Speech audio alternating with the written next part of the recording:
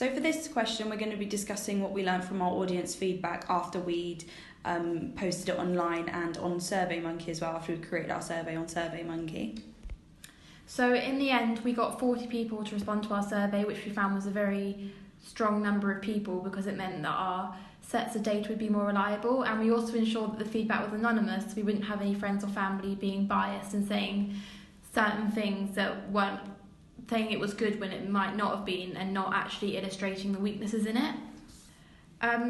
When we constructed the questions, we decided to use quantitative data questions rather than qualitative data questions, because we based them more on the codes and conventions and whether the audience could identify them. So we could measure our success by how many people either identified them or didn't identify them. On a whole, the audience responded positively to our short film. They were able to understand the narrative, which is really important to our short film. And also the majority of them were able to pick out the codes and conventions that we had deliberately put in the short film, which means that our film was a success.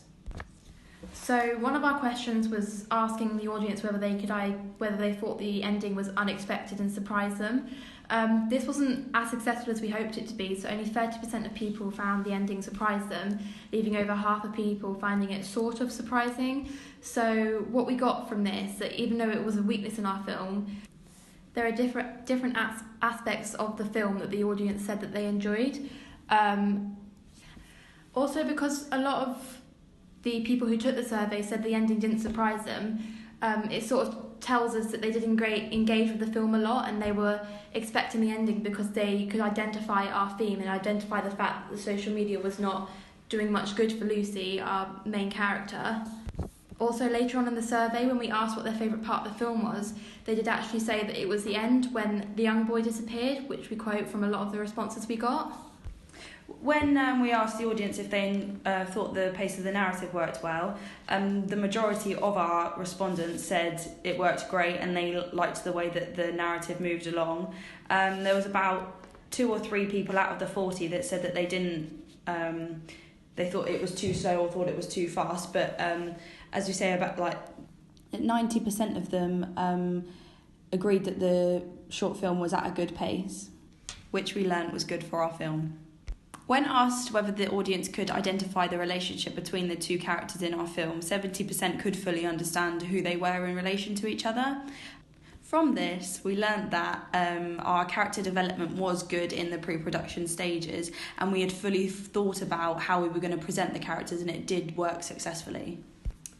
So one of the questions was that we asked them where Lucy's stalking problem stemmed from, and we gave them a few options. So we gave them social media, her own insanity, her family, and then we put other so people could specify themselves.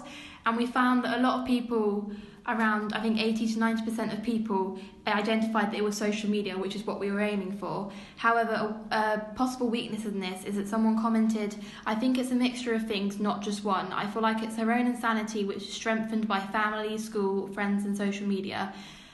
Even though she's identified the different themes that we wanted to incorporate, this kind of suggests that we incorporated too many themes in this and that our message didn't come across as well as we wanted to, because, however, they still had identified the key themes that we had incorporated in our film, which shows that it is a success. We learnt from this that considering the short film is only 3.5 minutes long, that we should have maybe focused on one theme itself rather than trying to incorporate different ones, because it may have been confusing. When asked about the circular narrative, if the audience could identify it, 85% of the people that we asked could, or the people that responded could identify it.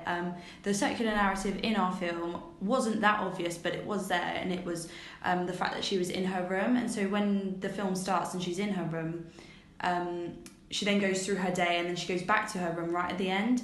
This suggests that the cycle of her day is just going to happen again and again and again, and she's just not going to stop. We learned from this that the circular narrative in a short film doesn't have to be the most prominent thing that the audience has their attention towards, but is sort of subconsciously noticing it anyway. And we can present this through hidden meanings and, again, as I say, subconsciously letting the audience know that this is like a circular narrative without them realising that it's happening. So One of the other questions we asked was, did you like the absence of the dialogue from the main characters, other than the mum at the end? So from this survey, we got that 90% of people did like the absence of the dialogue. And from this, we have learnt that dialogue and speech isn't significant in moving the narrative along in a short film, and we have showed that it is a successful way of moving a narrative along. So overall, from our survey, we found that there was a positive response to our film.